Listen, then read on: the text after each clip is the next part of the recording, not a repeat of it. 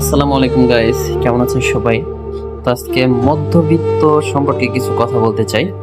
আর সেটা হলো যে একটা মধ্যবিত্ত ঘরের সন্তান সে চাইলেও দেখা যায় অনেক কিছু করতে পারে না।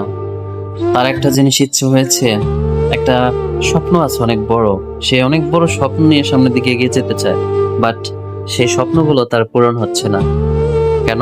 তার বাবার টাকা নাই। একটা কথা আছে না, যার বাবার পকেটে টাকা থাকে সেই কলা খায়। অথচ এই কথাগুলো আসলে বাস্তব সত্য।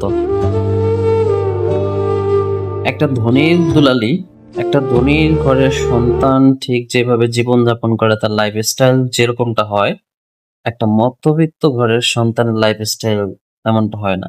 যেমন মধ্যবিত্ত ঘরে জন্ম নেওয়া যতটা সহজ এবং তার জীবন পরিচালনা করা তার থেকে হাজার লক্ষ গুণ বেশি কঠিন।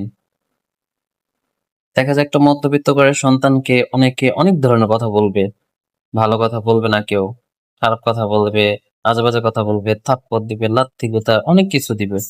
কিন্তু একটা জিনিস মনে রাখতে হবে যে আল্লাহ তো একটা কথা বলছে যে আল্লাহ কি, আল্লাহ কখনো ছাড় দেয়? আল্লাহ ছাড় দেয় কিন্তু ছেড়ে দেয় না। দেখা যায় আজকে আপনি তার ইচ্ছা করে একটা থাপ্পড় দিচ্ছেন, গালি দিচ্ছেন, তার ভুল হয় নাই তবুও তার উপর দোষ চাপাই দিচ্ছেন। কেন দিচ্ছেন? কারণ আপনার টাকা আছে, আপনার আর্থিক শক্তি আছে। একটা মানুষ তখনই দুর্বল হয়ে যায় যখন তার আর্থিকভাবে সে দুর্বল। আর্থিকভাবে যদি কোনো মানুষ দুর্বল হয় তাহলে সেই মানুষটা দুর্বল, অসহায়। সো একটা মধ্যবিত্ত ঘরের সন্তান হওয়া খুব কষ্টের। কিন্তু দেখা যায় একটা মধ্যবিত্ত ঘরের সন্তান যখন ভালো কিছু করতে পারে তখন সবাই তাকে হুজুর হুজুর করে, সবাই তার পিছনে দৌড়ায়। কিন্তু যখন একটা মানুষের পকেটে টাকা থাকে তখন তার নীতি থাকে না, তখন তার ভিতর অসৎ অসৎ কাজগুলা, অসৎ জিনিসগুলা তার ভিতরে শয়তানের মতো ভর করে। একটা জিনিস সবসময় মাথায় রাখতে হবে যে সবার একদিন মরতে হবে। অসৎ পথে চইলা, অসৎ কাজ কইরা, যারা মনে করেন মানুষের টাকা মাইরা যারা অনেক বড় হয়েছে, কিন্তু দিন শেষে তাদের কিন্তু শান্তি নাই।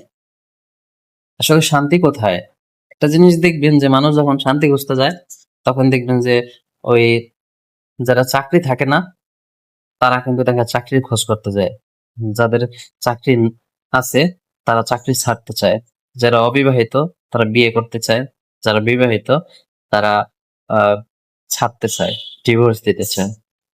আবার দেখবেন ওই কিছু বড়লোক মানুষ আছে, তাদের দেখবেন যে টাকার এতটা অহংকার, সেই টাকার অহংকারে মানুষকে মানুষ মনে করে না। একটা রিক্সাওয়ালার সাথে আপনি